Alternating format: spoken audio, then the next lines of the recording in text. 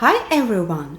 In my previous two videos, I have already explained what basic emotions are and how emotions are made, their function and why emotional expression is so important. Today, I will explain some emotional difficulties that people experience. I will talk about what you can do in the first place to become more aware of it, in particular, your negative emotions. Also, I will give you some healthy perspectives on emotions and will present an easy exercise in order to identify your emotions more easily. So stay with me to the end, and if you're new here, don't forget to subscribe to my channel and hit the notification bell so you don't miss any of my new content I publish every week. I'm a healthcare psychologist and therapist, and I make videos on psychology and mental health topics.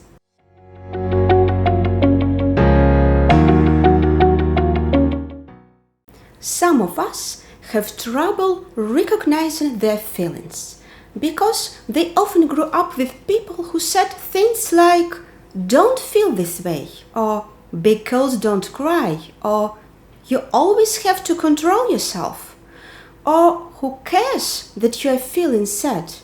Or maybe "You have no right to feel this towards your sister."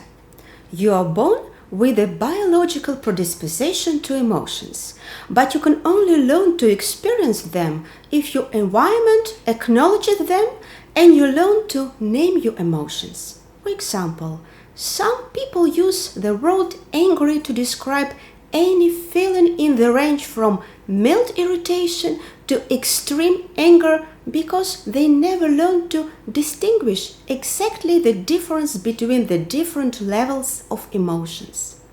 They have also not learned to name them.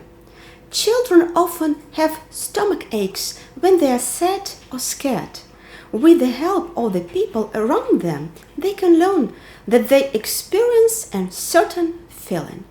If you haven't learned that, you can find out that you have a certain emotional response by paying attention to your body signals, like tension or palpitations or tight throat. You can look at which people or places trigger this reaction of yours. Another reason that people have difficulty with feelings is that the people in their environment were not able to deal with their emotions properly and gave negative signals about feelings. Sometimes, for example, a parent tells a child that everything is fine when something terrible has just happened. Then you live in an environment where messages do not match your feelings. People often think they help each other by not talking about what is really going on. They tend to not discuss their fears and concerns. They act cheerful and happy, and it seems if they are doing well, and therefore the others can also behave cheerfully and happily. You probably all know situations in which terminally ill and frightened people are told, "You look good, you will get better soon." It also happens to parents and their children. Loving and well-meaning families avoid discussion of the reality of the illness and death because of fear they will upset their loved one and discourage them in the way that will cause loss of hope. They often think that avoiding such a painful topic also helps avoid emotional pain. But too often, such avoidance invites a sense of isolation because we ignore emotional needs of ourselves and loved ones. Another example, when people say they are really sad while laughing, it makes it hard to understand how someone really feels. Or you have a parent who hits you when she or he gets angry. Such a person actually gives the message to a child that if you get angry, you feel something, you can lose control completely. By now, it's clear that people who are unable to see a connection between their body signals and emotions often start to worry about their health. We call this somatization. They attribute their abdominal pain to an illness instead of experiencing it as a signal of tension, anger, or sadness. Journaling your emotions would become a very helpful first step to increase your emotional intelligence. Keep a daily record of events that triggered negative feelings and try to name these feelings. Who or what in your environment makes you feel this way? Then rate how you feel on a scale from 1 to 10. Also write down any thoughts that go with it. After a few weeks, you can discover the pattern and gain more insight in how you react in different situations. You will discover what triggers your negative feelings most of all.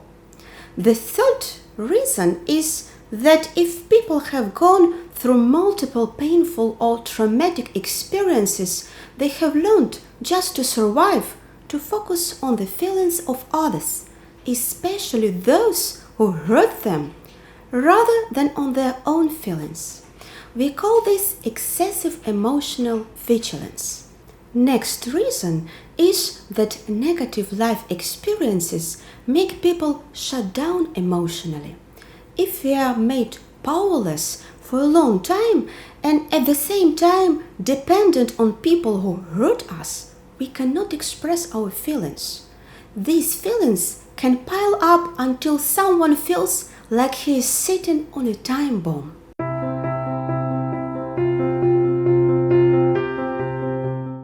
If someone claims that you can change your way of thinking about your feelings, it can make you angry and provoke resistance because you cannot imagine such a thing being possible. Sometimes people experience these claims as if the reason for their problems lies within them. Still, I want to discuss this idea because the experience is that you can usually take advantage of this eventually. Don't force yourself or let yourself be forced. It often helps to think, if someone else said something like that, would I agree with her or him? This helps because you can often think better taking more distance from your feelings. You can think better for someone else than for yourself. It's okay if you don't succeed right away. Take the time to discover what it can do for you to learn to look at your feelings differently. Emotions are never good or bad. First of all, feelings are simply there. They exist. You don't have to judge yourself for it. Second, there is a difference between feeling something and doing something or acting out that emotion. In other words, there is a difference between feeling your anger and actually hitting someone out right away. For example, I have the right to be angry whenever I want, but I have no right to hurt other people. Next, feelings don't last forever. No matter what you feel, eventually the emotion will disappear and another feeling will take its place. When a strong emotion arises, you don't have to react to it. All you have to do is acknowledge and feel the emotion. Remember that feelings are not facts. When emotions are strong, it feels like they are the truth. For example, if I feel like I am falling short, I'm falling short. Or if I feel worthless, then I'm worthless. But that's not the truth. That's a thought. And finally, you can't just let feelings disappear because they have an important function in your life. Be willing to accept your feelings.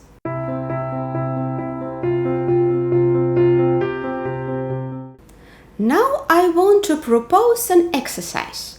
This exercise can help you identify and name your feelings.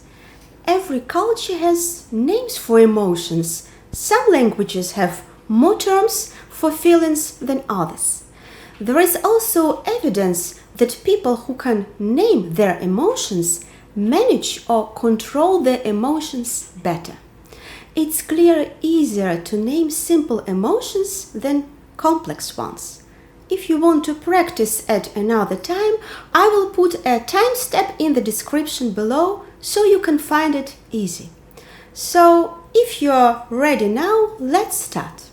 Take a comfortable position in your chair, with both feet on the floor, with your back against the backrest and hands loosely on your lap.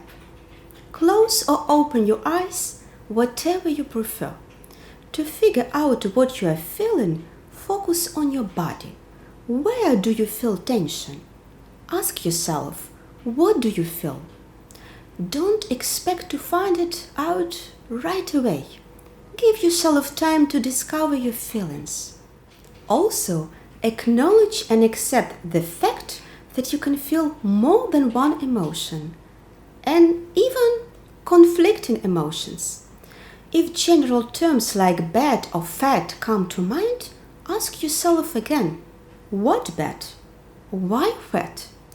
Let your feelings calmly arise, even if it seems crazy or makes no sense.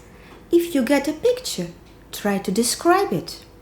When you have discovered all the feelings, stop the exercise.